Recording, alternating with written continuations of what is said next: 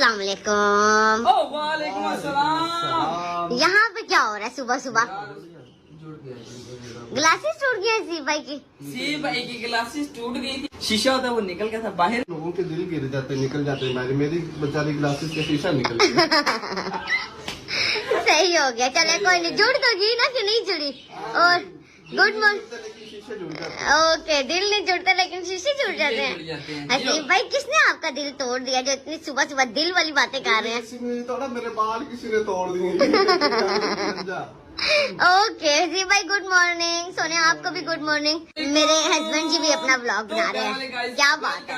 आप सबका हमारे एक और न्यू फ्रेश ब्लॉग में ऐसे व्लॉग बनता है। प्यार आपके लिए हमारा सारा प्यार। हाँ जी असीफ साहब, अस्सलाम वालेकुम।